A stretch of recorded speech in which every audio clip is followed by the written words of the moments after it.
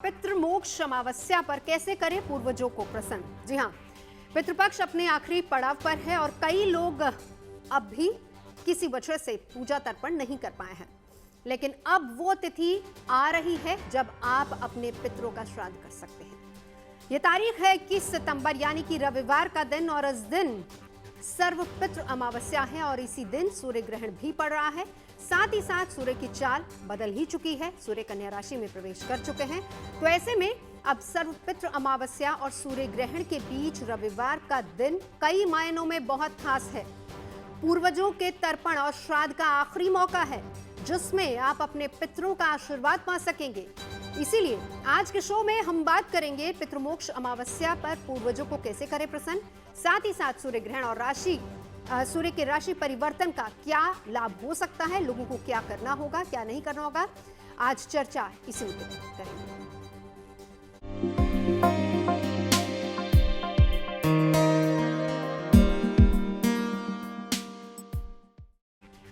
तो सूर्य कन्या राशि में प्रवेश कर चुके हैं, वहीं रविवार को सूर्य ग्रहण है, साथ ही इसी दिन सर्वपितृ अमावस्या भी है। हिंदू पंचांग के मुताबिक पितृपक्ष का समापन सर्वपितृ अमावस्या के दिन होता है। इस साल ये तिथि 21 सितंबर यानी कि रविवार को पड़ रही है। पौराणिक मान्यताओं के मुताबिक सर्वपितृ अमावस्या पर लोग अपने पितरों की आत्मा की शांति के लिए श्राद्ध तर्पण दान करते हैं। खास बात यह है कि इस बार अमावस्या के दिन ही सूर्य ग्रहण भी लग रहा है और ये सूर्य ग्रहण आंशिक होगा और भारत में दिखाई नहीं देगा। हालांकि ऑस्ट्रेलिया, न्यूजीलैंड और अफ्रीका समेत कई देशों में सूर्य ग्रहण नजर आएगा। भारतीय समय के मुताबिक ग्रहण रविवार रात 10:59 पर होगा। फिर ये अगले दिन यानी कि सोमवार को सुबह 3:23 पर खत्म होगा। ये भारत में नजर नहीं आएगा, इसलिए यहाँ सूतक काल मान्य नहीं होगा। इसका मतलब ये है कि लोग इस दिन बिना किसी चिंता के पूजा पाठ, श्राद्ध, तर्पण कर सकते हैं। वैदिक ज्योतिष में सूर्य को पितरों का प्रतिनिधि भी माना गया है। कि पितृपक्ष के समय में हम अपने पूर्वजों को याद करते हैं और उनके देहांत की तिथि पर उनका श्राद्ध करते हैं, विशेष दान करते हैं ताकि उनकी आत्मा को सूक्ष्म रूप से शांति मिले। बहुत बार ऐसा होता है कि हमारे पूर्वज तो बहुत सारे हैं, सबके मृत्यु की तिथि पता नहीं होती। ऐसी स्थिति में पितृ विसर्जन अमावस्या के दिन आप अपने सारे पूर्वजों, सारे पितरों के लिए श्राद्ध कर सकते हैं और इस एक दिन सारे पूर्वजों, सारे पितरों का एक साथ श्राद्ध करने से भी उनको शांति मिल जाती है। तो आपने अगर पितृपक्ष में किसी दिन भी श्राद्ध, दान इत्यादि का पालन नहीं किया है तो पितृ विसर्जन अमावस्या को दान का पालन करिए, पूर्वजों के लिए श्राद्ध करिए, उनकी आत्मा की शांति की प्रार्थना करिए। तो हिंदू धर्म में पितृपक्ष का विशेष महत्व बताया गया और इसी का आखिरी दिन सर्वपितृ अमावस्या के नाम से भी जाना जाता है। सर्वपितृ अमावस्या के दिन सभी भूले बिसरे पितरों को याद कर तर्पण किया जाता है। इस दिन उन पितरों को भी श्राद्ध किया जाता है जिनकी मृत्यु तिथि याद ना हो। ये पितरों को प्रसन्न करने के लिए खास दिन है और ऐसे में इस दिन पितरों को शुद्ध और सात्विक भोजन बनाया जाता है पितरों के लिए। वैसे इसी दिन कौए, गाय को भी भोजन खिलाने का विधान है। सर्वपितृ अमावस्या यानी कि विदाई के दिन पितृ प्रसन्न होकर अपने परिवार वालों को आशीर्वाद देते हैं, ऐसा माना जाता है। खास दिन रविवार को आ रहा है, तो अगर आपने अभी तक अपने पूर्वजों की पूजा, श्राद्ध, तर्पण नहीं किया है तो रविवार का दिन बहुत खास है। सूर्य का राशि परिवर्तन हो चुका है, तो सिंह राशि को छोड़कर कन्या राशि में प्रवेश कर चुके हैं सूर्य। तो एक महीने तक किसी राशि में सूर्य रहते हैं, 17 अक्टूबर तक कन्या राशि में रहेंगे, लेकिन फिर भी तुला राशि में प्रवेश उसके बाद कर जाएंगे। सूर्य का कन्या राशि में जाना एक मिश्रित फल देने वाला है। सूर्य आत्मा, ऊर्जा और परिवार के मुखिया का प्रतीक है और इसीलिए पूरे एक महीने यानी कि 17 अक्टूबर तक इस दौरान सावधानी से कार्य करने चाहिए। घर के बड़ों जैसे कि पिता, दादा का सम्मान भी बहुत ज़रूरी है और इस परिवर्तन का असर कितना, आप इसका लाभ कितना ले सकते हैं इस पितृपक्ष पर, ये भी आपको बताएंगे। पितरों को प्रसन्न करने, उन्हें सुख शांति मिलती है। पितृपक्ष में पूजा, पितृदोष से मुक्ति करने के लिए भी कई तरह की बातों का जिक्र किया गया है। अगर आपकी काम में बाधा आ रही है तो भी आप पूजा कर सकते हैं। पूजा के दौरान आपको कल्याण की कामना करनी चाहिए, साथ ही साथ सात्विक आहार ग्रहण करना चाहिए। पितरों की पूजा से धन समृद्धि की प्राप्ति भी होती है और इस समय में कोई भी शुभ कार्य टाल देना चाहिए। प्रतिदिन पीपल के पेड़ को जल देना चाहिए। शाम को घर के सामने दिया जलाएं। कपड़े, खान पान की चीजों का दान करना अति उत्तम माना गया है। खास मेहमान हमारे साथ इस वक्त जुड़ चुके हैं, परिचय करा देती हूँ। प्रतीक भट्ट जी हमारे साथ स्टूडियो मौजूद हैं, आचार्य गौरव हमारे साथ स्टूडियो मौजूद हैं, बान्या आर्या जी मेरे साथ जुड़ चुकी हैं और आचार्य राज मिश्रा जी भी हमारे साथ इस वक्त जुड़ चुके हैं। शुरुआत प्रतीक जी आप ही से, बहुत अहम है ये दिन, यानी कि एक तो रविवार का दिन, दूसरी बात सूर्य ऑलरेडी राशि परिवर्तन कर चुके हैं और तीसरी बात उस दिन ग्रहण भी लग रहा है। क्यों इसको, इस अमावस्या को अति उत्तम माना जा रहा है?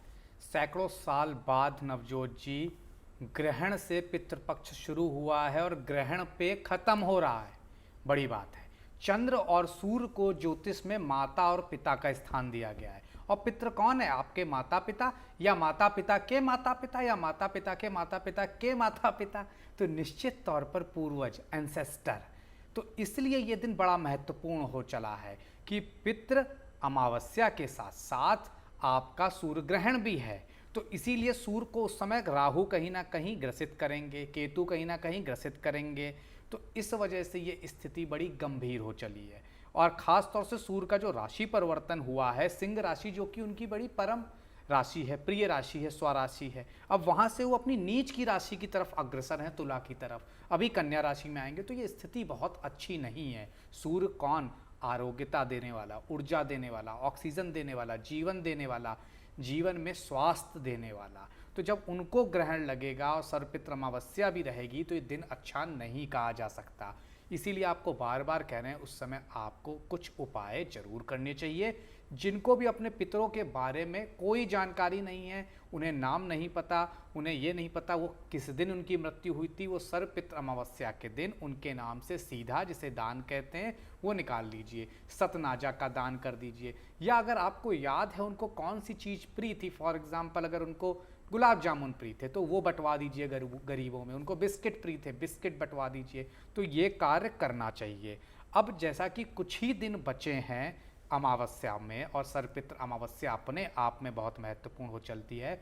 जिन लोगों की कुंडली में सूर्य राहु एक साथ हों, सूर्य केतु एक साथ हों, पूरी कुंडली में कहीं भी हों, उनको ओम नमो भगवते वासुदेवाय इसका जाप जरूर अब से 21 तारीख तक कंटिन्यूअस, 21 तारीख के एंड तक कंटिन्यूअस करते रहना चाहिए। इस तरह से अगर आप करेंगे तो जो पितृ हैं, क्योंकि पितृ कहीं जाते नहीं है, लोग कहते हैं पितृ विसर्जन, पितृ विसर्जन नहीं होता है। पंचम भाव है पितृ का ज्योतिष शास्त्र में कुंडली में, तो वो आपके साथ कहीं नहीं जाते, उनकी कृपा हमेशा बनी रहती है। हाँ, उनकी एनर्जी पॉजिटिव आप ले रहे हैं, नेगेटिव ले रहे हैं, वो मैटर करता है। तो इसीलिए कौवे का दान, कुत्ते को दान, गाय को दान, ब्राह्मण को भोजन, ये बहुत जरूरी है। सब किसी को ये अब आने वाले कुछ दिन जो बचे हुए हैं उनमें रोज करना ही करना चाहिए। चलिए, अब प्रतीक जी ने जानकारी दी। मैं राज मिश्रा जी आपके पास आती हूँ। सर्वपितृ अमावस्या किन मायनों में इस बार खास हो जाती है और क्या करना चाहिए? वो लोग जो कि अभी तक दान पुण्य नहीं कर पाए हैं, उनको क्या करना चाहिए इस दौरान? अगर नवजोत जी इस बार सर्वपितृ अमावस्या की बात करूं तो मैं बहुत सारी दृष्टि में खास कह सकता हूं। सबसे पहली चीज आपको बताता हूं, शायद ये बहुत दिन बाद, और मुझे लगता है मेरी ज्योतिषीय प्रैक्टिस में करीब 25-26 साल की प्रैक्टिस में ये पहली बार मैंने देखा है कि सर्वपितृ अमावस्या के दिन सर्वार्थ सिद्धि योग का निर्माण हो रहा है। सर्वपितृ अमावस्या के दिन गजकेसरी योग का निर्माण हो रहा है। सर्वपितृ अमावस्या के दिन बुद्धा आदित्य योग का निर्माण हो रहा है। लेकिन सर्वपितृ अमावस्या के दिन विषदोष का भी निर्माण हो रहा है। अच्छा, और सर्वपितृ अमावस्या के दिन ग्रहण का भी निर्माण हो रहा है, ग्रहण भी। अच्छा, एक और बड़ी इंपॉर्टेंट चीज, इस बार ग्रहण लग किसमें रहा है? उत्तरा फाल्गुन नक्षत्र के अंतर्गत ग्रहण लग रहा है। और उत्तरा फाल्गुनी जो नक्षत्र देवता है, नक्षत्र स्वामी तो सूर्य स्वयं है, और सूर्य पितरों के कारक अगर किसी को माना जाता है तो सूर्य को ही माना जाता है। और उसके बाद जो नक्षत्र के देवता हैं वो आर्यमा हैं। आर्यमा भी भगवान सूर्य का ही स्वरूप माना जाता है।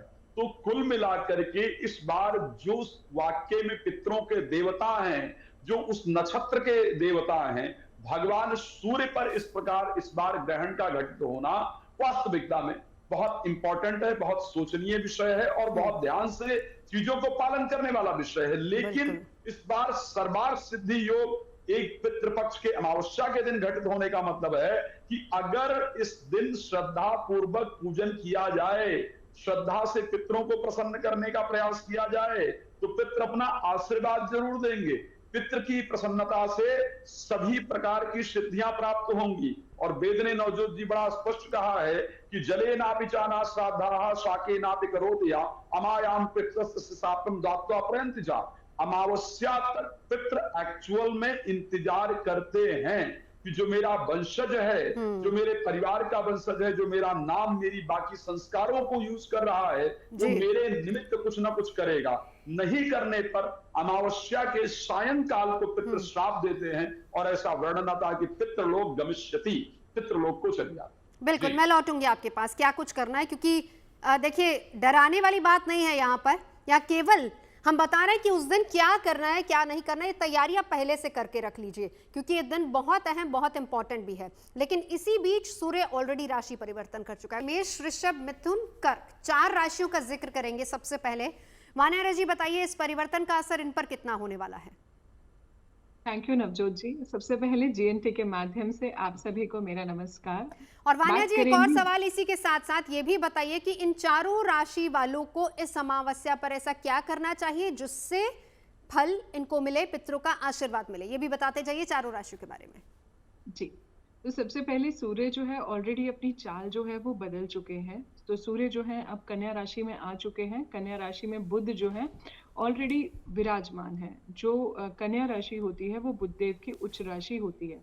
तो कहीं ना कहीं ये कुंडली के डिफरेंट भावों में राशि के अकॉर्डिंग जो है आपका बुध आदित्य योग बना रहे हैं। सबसे पहले बात कर लेते हैं हम मेष राशि की। क्योंकि सर्वपितृ अमावस्या है तो आपको बहुत खास जो है ध्यान रखना है, अपने पितरों की ब्लेसिंग्स लेनी है, अपने एंसेस्टर्स की ब्लेसिंग्स लेनी है, क्योंकि उनके बिना हमारे जीवन में हमारा कोई भी काम जो है पूरा सक्सेसफुल नहीं होता है। ये टाइम उस दिन सूर्य आपका जो सूर्य ग्रहण आने में भी अभी बहुत थोड़े से समय जो है अभी बचा है ऑलरेडी। तो आज बात कर लेते हैं सबसे पहले हम मेष राशि की। मेष राशि की अगर हम बात करते हैं तो सूर्य देव जो है आपकी राशि के 6ठे भाव से इस समय पर गोचर कर रहे हैं, जहां पर बुध देव ऑलरेडी विराजमान है। यानी कि आपके कुंडली के 6ठे भाव से अगर हम राशि से देखते हैं तो 6ठे भाव में बुध आदित्य योग बन रहा है। ये समय जो है आपका आपके एंसेस्टर्स के लिए दान करने का समय है। आप कुछ लाल वस्त्र दान कर सकते हैं। आप कुछ अपने पितरों के हिसाब से जो भी उनको पसंद था आप वो दान कर सकते हैं। आप गेहूं दान कर सकते हैं, सतनाजा दान कर सकते हैं, ओम गृहिणी सूर्याय नमः का जाप कर सकते हैं। बहुत टाइम से जो आपके लोन्स पेंडिंग थे वो भी इस समय पर पूरे हो जाएंगे। अगर आपके कुछ भी कॉम्पिटिटिव एग्जाम्स जो थे वो भी इस टाइम पर क्लियर होंगे। शत्रुओं से जो है आपको विजय मिलेगा। शत्रु आपको जो है बहुत ज्यादा डोमिनेट नहीं कर पाएंगे। इस टाइम पर अगर आपसे कोई गलतियां हुई हैं तो प्लीज अपने पितरों से आप माफी जरूर मांगिए, क्योंकि सर्व पितृ अमावस्या के दिन जितना आप फॉरगिवनेस मांगते हैं अपने पितरों से, हमारे पितृ हमें ब्लेस करते हैं, धरती पर आते हैं, हमें अपना आशीर्वाद दे के जाते हैं। अगली राशि पर चलते हैं हम वृषभ राशि पर। वृषभ राशि पर सूर्यदेव आपके पंचम भाव से गोचर करेंगे। यानी कि ये जो बुध आदित्य योग है आपकी कुंडली में आपके पंचम भाव में बनेगा। ये जो राशि परिवर्तन अभी हो चुका है कन्या राशि में, ये आपके लिए शुभ है। आप एजुकेशन में बहुत अच्छा आगे जाने वाले हैं। आपके रिलेशनशिप्स में अगर किसी भी तरह की कोई भी मिसअंडरस्टैंडिंग चल रही थी, इस समय पर वो मिसअंडरस्टैंडिंग्स भी जो है सॉल्व हो जाएंगी। पुनर्जन्म के संचित कर्मों का जो है आपको यहाँ पर फल मिलेगा। जो भी फीमेल्स कंसीव नहीं कर पा रही थी वो इस टाइम पर कंसीव कर पाएंगी। आपके पितरों की ब्लेसिंग्स मिलेंगी, जहां पर आपकी प्रोगेनी यानी कि आपका वंशज जो है आपके जीवन में आपकी लाइफ में वो भी आगे बढ़ेगा। तो ये बहुत उत्तम समय है वृषभ राशि वालों के लिए। उपाय के तौर पर करना आपको क्या है, सूर्य देव के 12 नाम जो है आप वो चैंट कर सकते हैं। आदित्य हृदय स्तोत्रम का आप पाठ कर सकते हैं। आपके घर में जो भी आपके पिता हैं, जो भी बुजुर्ग लोग हैं, अगर आप उनका आशीर्वाद लेते हैं तो वो भी अपने आप में बहुत ही ज्यादा शुभ है, अपने आप में बहुत ज्यादा खास है। सूर्य सहस्त्र नाम का पाठ भी जो है अगर आप करते हैं तो वो भी आपके लिए शुभ है। इस टाइम पर फीमेल्स के लिए ये बहुत अच्छा टाइम है। अगली राशि पर चलते हैं मिथुन राशि पर। मिथुन राशि में सूर्यदेव आपके चतुर्थ भाव से गोचर करेंगे।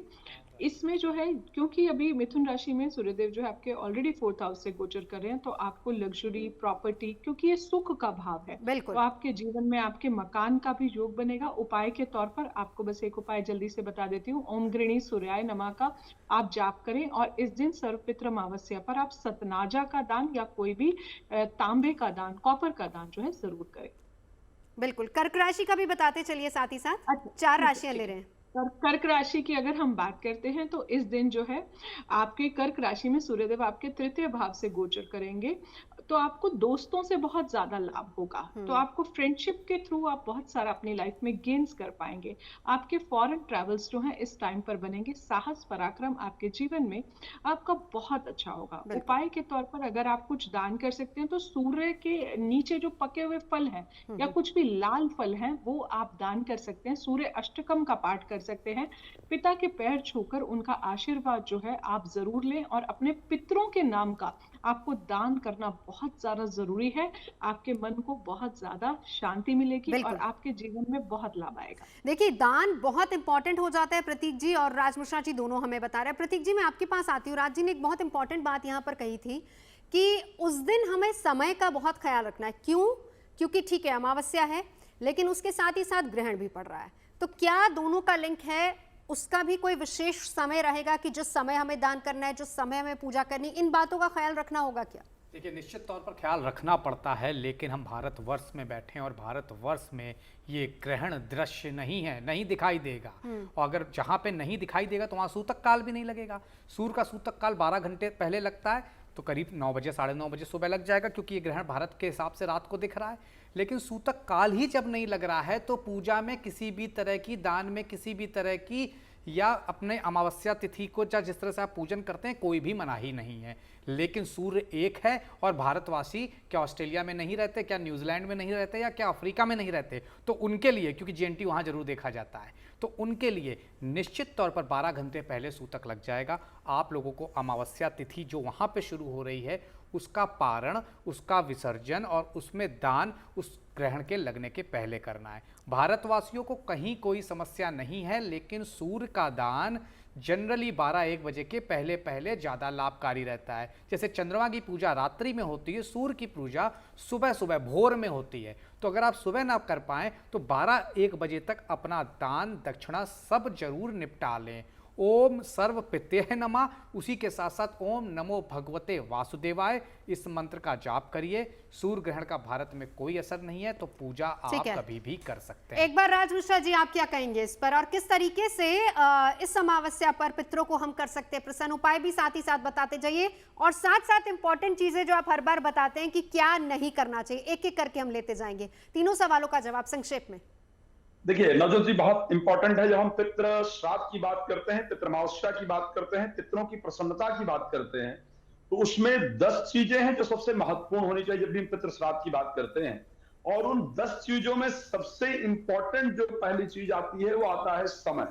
समय पितृ श्राद्ध के लिए कूतप बेला का वर्णन शास्त्रों के अंतर्गत किया गया है, जिसको अगर सूर्य के समय के साथ अगर कनेक्ट करने का प्रयास करें तो करीब सुबह 11:36 से लेकर के और 12:24, जो कि दिन का 8वां प्रहर होता है, उसमें पितृ का श्राद्ध बहुत इंपॉर्टेंट है, बहुत लाभप्रद होता है। उसके साथ खंडक पात्र जरूर होना चाहिए, अगर संभव हो तो। ना हो तो तांबे के पात्र में तर्पण इत्यादि करना फायदेमंद होता है। चांदी की कोई वस्तु हाथ में या चांदी का पात्र अगर संभव हो तो पितृ पूजन में जरूर प्रयोग करना चाहिए। कुशा जरूर होना चाहिए, अगर चांदी नहीं हो पाती है तो कुशा जरूर होना चाहिए। कुशा और चांदी में से, दोनों में से एक चीज बहुत इंपॉर्टेंट है। कभी भी पितृ तर्पण करते हुए, पितृ पूजन करते हुए ऊन के आसन के अलावा या कुशा आसन के अलावा दूसरे आसन का प्रयोग नहीं करना चाहिए। कभी भी कर्ज लेकर के पितृ श्राद्ध नहीं करना चाहिए। पितृ श्राद्ध के दिन कभी नशा नहीं करना चाहिए। आजकल एनिमल लवर, या पहले भी एनिमल लवर थे, और इसी कारण से पितृपक्ष के अंदर गाय के लिए, कुत्ते के लिए, चींटी के लिए, कौवा के लिए, इनके लिए भोजन बाकायदा निकालने का विधान है। लेकिन शास्त्र कहता है कि अगर श्राद्ध करते वक्त श्वान का स्पर्श हो जाए, राज मिश्रा के शब्द नहीं है, शास्त्र के शब्द है, कि अगर श्राद्ध करते वक्त कुत्ते का, श्वान कहते हैं कुत्ते को, अगर उसका स्पर्श हो जाए तो वो श्राद्ध पितृ स्वीकार नहीं करते हैं। पितृ शरीर में थे तब तक वो इस परिस्थिति में थे, अब वो परमात्मा के परमात्मा के समकक्ष हो गए हैं, तो ऐसी परिस्थिति में वो सात्विक चीजों को स्वीकार करते हैं। श्राद्ध के दिन नशा नहीं, और उसके बाद श्राद्ध के दिन स्पेशली दूसरे के घर खाना नहीं खाना चाहिए, दूसरे का दिया हुआ खाना नहीं खाना चाहिए। तो ये बहुत सारी चीजें हैं जिसमें, और सफेद चंदन, सफेद फूल इत्यादि का प्रयोग करना चाहिए। अगर आप मुझसे जुड़ करके अपनी समस्याओं का समाधान चाहते हैं और चाहते हैं कि आपकी समस्याओं को ज्योतिष के माध्यम से सुलझाया जाए, तो आप हमसे संपर्क कर सकते हैं, जुड़ सकते हैं एस्ट्रो तक पर।